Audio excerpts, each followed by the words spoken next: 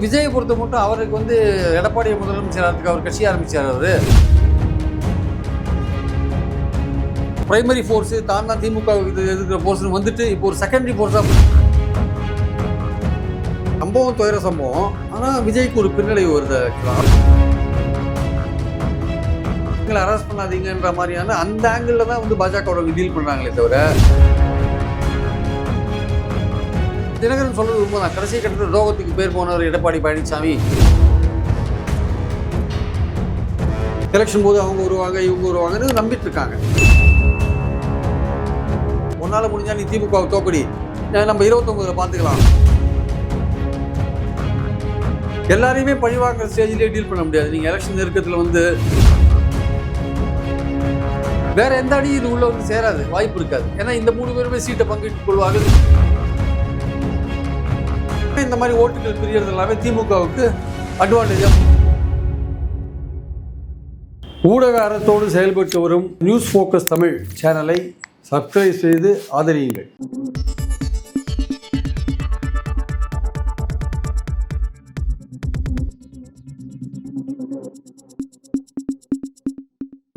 வணக்கம் சார். வணக்கம் sir. TTV Dinakaran அவர்கள் எடப்பாடி பழனிசாமியை ரொம்ப காட்டமான விமர்சனத்தை முன்வைக்கிறாரு. துரோகத்தை தவிர அவர் எதுக்குமே தெரியாது அவருக்கு. இப்போ அவர் வந்து அடுத்து பாஜக துரோகம் பண்ண போறாரு. விஜய் தன்னோட கூட்டணிக்கு வந்தாருன்னா அவர் வந்து பாஜக கழட்டி விட போறாரு அப்படிங்கிற மாதிரி விஷயத்த சொல்றாரு. எப்படி பாக்குறீங்க? இல்லை, அதாவது தினகரன் சொல்றதை நம்ம வந்து முற்றிலும் வந்து அதை ஓரம் கட்ட முடியாது, ஒதுக்கி தள்ள முடியாது. ஸோ அதுலேயும் கொஞ்சம் ஒரு விஷயம் இருக்குது, சப்ஸ்டன்ஸ் அதுலேயும் இருக்கு. ஏன்னா நீங்கள் அடிப்படையாக பாருங்களேன், அதிமுக பாஜக கூட்டணி எப்படி அமைஞ்சதுன்னா, அது அமையறதுக்கு முன்னாடியே அதிமுக தாவேக்கா ஒரு பேச்சுவார்த்தை நடத்திட்டாங்க. தாவேக்கா அதிக இடங்கள் கேட்டது, அதிகாரத்தில் பங்கு போன்ற விஷயங்கள்னால அதிமுகவில் உடன்பட முடியல. அந்த நேரத்தில் தான் எடப்பாடியோட பங்காளி வீட்டிலலாம் ரைடு அது இதெல்லாம் நடந்தது. அதை தொடர்ந்து பார்த்தீங்கன்னா எடப்பாடி வந்து பாஜகவோட கூட்டணி வச்சுட்டார்.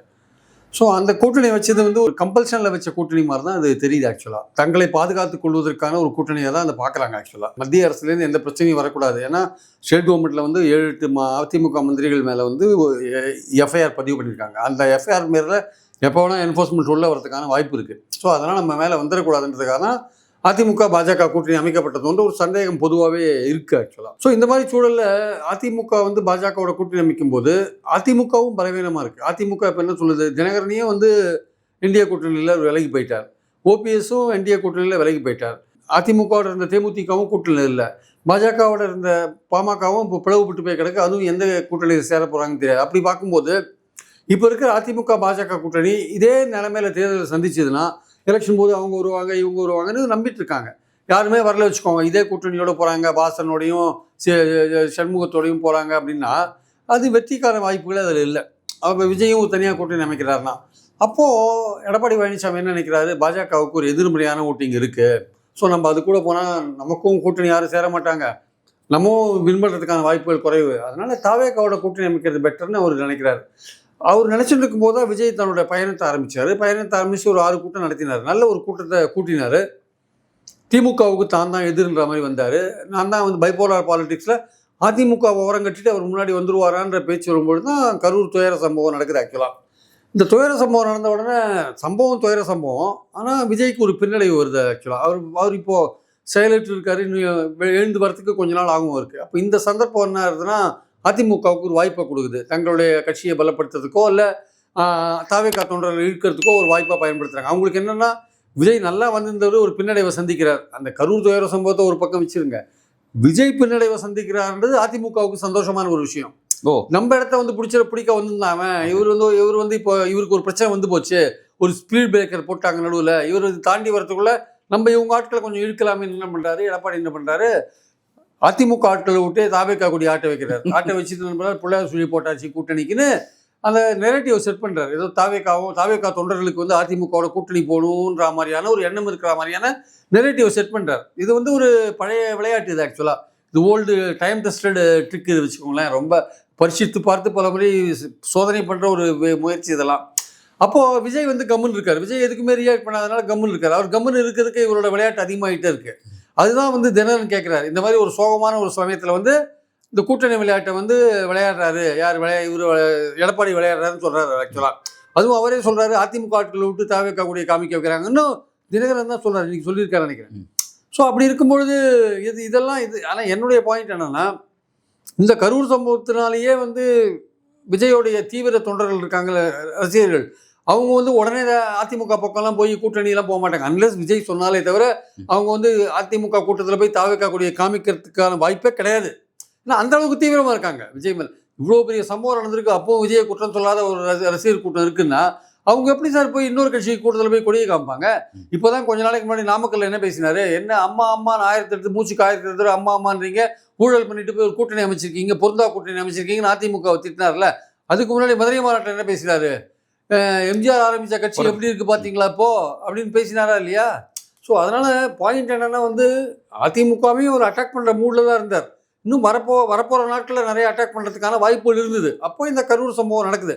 இதை பயன்படுத்திட்டு என்ன பண்ணுறாரு எடப்பாடி பழனிசாமி, தாவேக்கா தொண்டர்களுக்கே அதிமுகவோட கூட்டணி சேர்றதுக்கான ஒரு ஆசை இருக்குன்னு காமிக்கிறதுக்காக இந்த ஒரு பிக்சரை வந்து கிரியேட் பண்ணுறார். தாவேக்கா கொடி காமிக்கிற பிக்சரை கிரியேட் பண்ணுறார். இது வந்து ரொம்ப நகைப்புக்குரிய ஒரு இடமா இருக்கு. அதாவது இவ்வளோ பெரிய முதலமைச்சராக இருந்தவர் எல்லாம் சிரிக்கக்கூடிய அளவுக்கு ஒரு ஸ்ட்ராட்டஜியை கையாளுறாருல, அது வந்து ரொம்ப நகைப்புக்கிடமான ஒரு விஷயமா இருக்கு ஆக்சுவலாக. ஸோ அதனால பாயிண்ட் என்னன்னா, அதிமுக பாஜக கூட்டணியில் யாருமே சேராதப்போ ஜனவரி மாதம் சேர்ந்துருவாங்கன்னு எல்லாம் அதிமுக பாஜகவில் சொல்லுவாங்க. கேட்டால் இன்னும் 6 மாதம் இருக்குது எலெக்ஷனுக்குன்னு.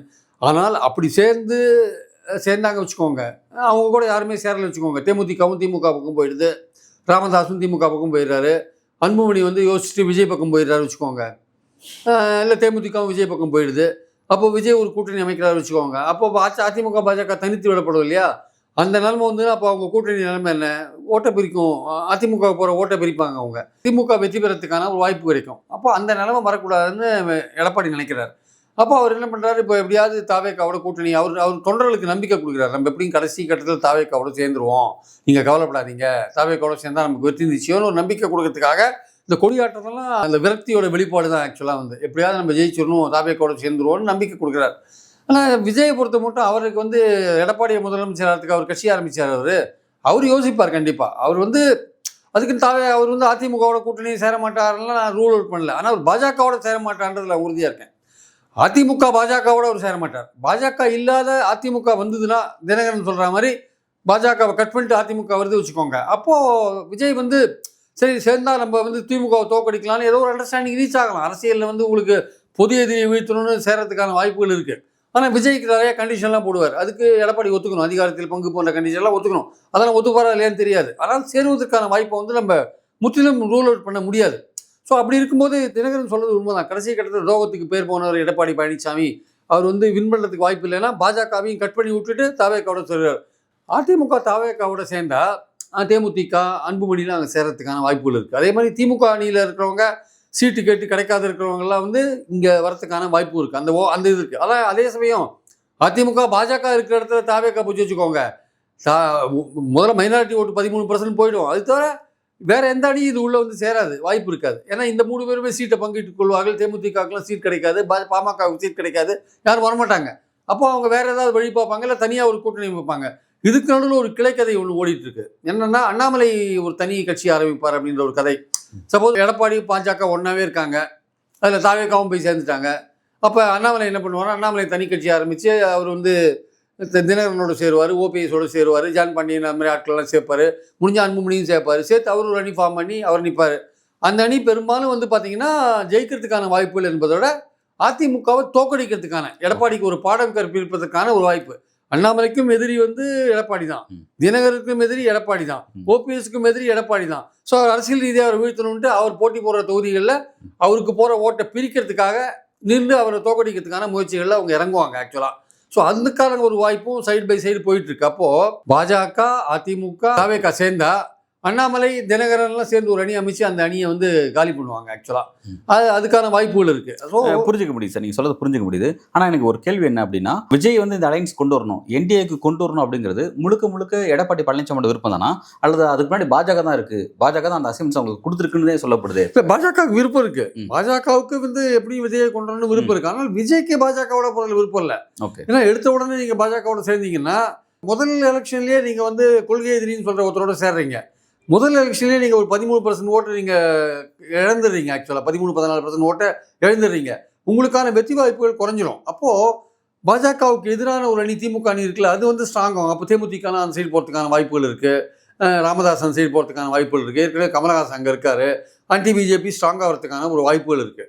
ஸோ ப்ரோ பிஜேபி ஆன்டி பிஜேபின்னு 2 அணி இருக்கும்போது இங்கே வந்து தமிழ்நாட்டில் வந்து பிஜேபிக்கு எதிரான ஒரு ஓட் பேங்க் மைண்ட் செட் இருக்கும்போது திமுக அணிக்கான வாய்ப்புகள் அதிகமாகும் ஆக்சுவலாக. அப்படியே இவங்க கன்சால்டேட் ஆனால் கூட பாஜகவோட சேர்ந்து திமுக அணி வலுப்பெறதுக்கான வாய்ப்புகள் தான் கொடுக்கும் ஆக்சுவலாக. அது வந்து இப்போ ஆன்டி இன்கம்பன்சியை வந்து அறுவடை பண்ணுறதுக்கான ஒரு வலிமையான கூட்டணி அது மாறாதா?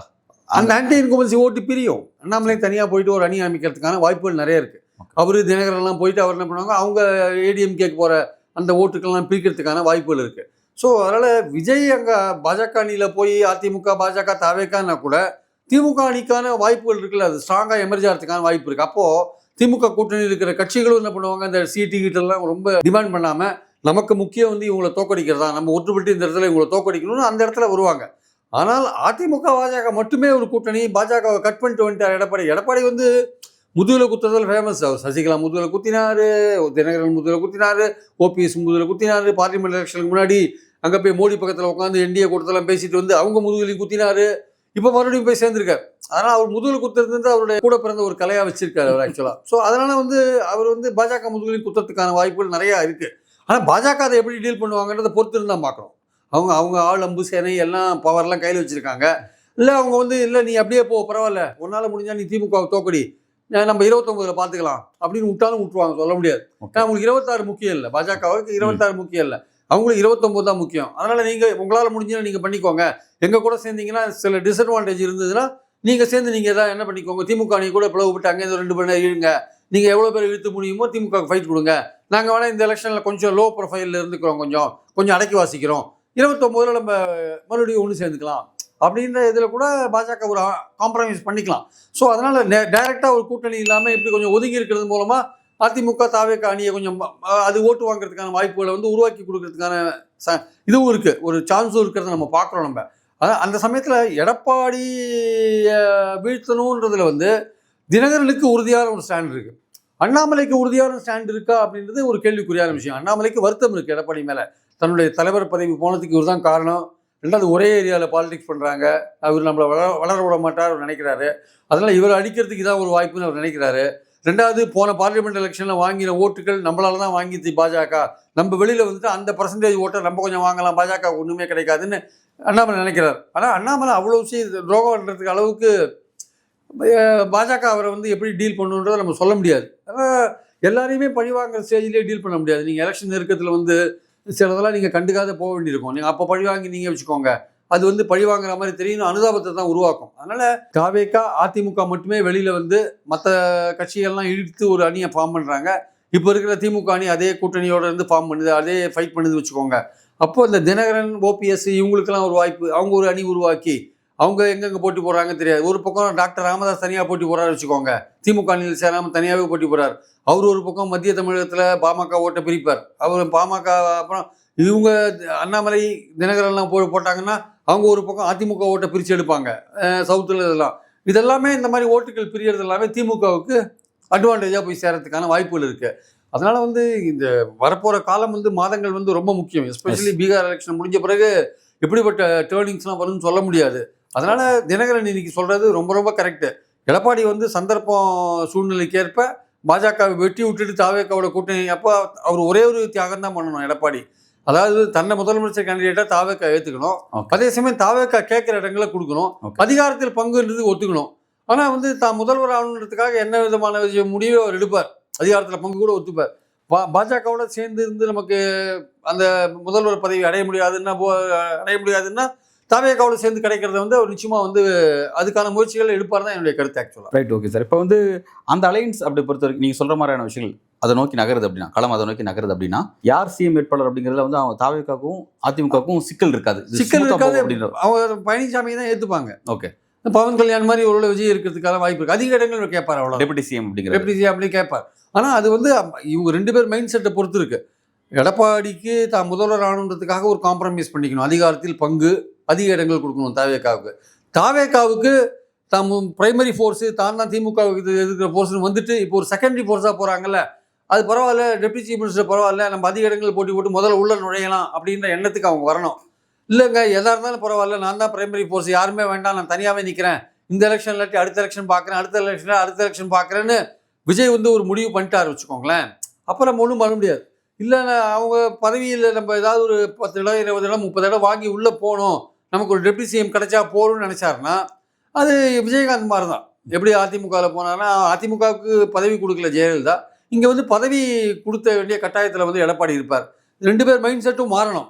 இந்த 2 பேர் மைண்ட் செட்டும் மாறுறது வந்து மேஜர் ஷிஃப்ட். அது ஆக்சுவலாக அது ஒரு மேஜர் ஷிஃப்ட்.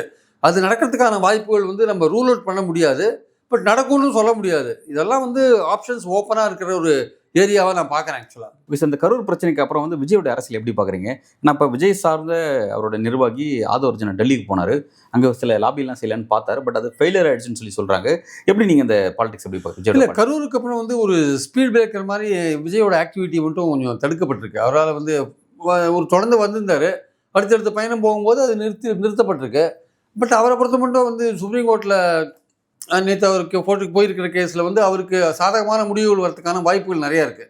ஸோ அது வந்த பிறகு அவர் தைரியமாக வெளியில் வந்து மறுபடியும் ஆன்டி டிஎம்கேவை ரொம்ப ஸ்ட்ராங்காக எடுப்பார். ஆன்டி பிஜேபி எடுக்க மாட்டார், ஆன்டி காங்கிரஸும் எடுக்க மாட்டார். அதுக்குன்னு காங்கிரஸ் வந்து தாவேக்கா அணியில் வரும்னு சொல்ல முடியாது, காங்கிரஸ் திமுக அணியில் தான் கனி பண்ணுவாங்க. பட் ஆனால் ஆன்டி காங்கிரஸும் எடுக்க மாட்டார். அது வந்து ஓப்பனாகவே வச்சுருப்பார். ஆன்டி ஏடிஎம்கேவும் எடுக்க மாட்டார். ஏடிஎம்கேவோட கூட்டணி சேரத்துக்கான வாய்ப்புகளும் நம்ம ரூல் அவுட் பண்ணவே முடியாது. தனியாகவும் இருப்பார், அங்கேயும் சேரத்துக்கான வாய்ப்புகள் இருக்குது. பாஜகவோட மட்டுமே சேர மாட்டான்றதுல உறுதியாக நம்ம சொல்லலாம். சேர்ந்தாருன்னா அவருடைய பின்னடைவு முதல்லையே ஆரம்பிச்சிடும். அதனால் அது சேர மாட்டார்னு நான் நினைக்கிறேன். அதில் உறுதியாக இருப்பார்னு நினைக்கிறேன். ஸோ அதனால் வந்து கரூருக்கு அப்புறம் வந்து அவரோட ரசிகர்கள் அவரை விட்டு போகல.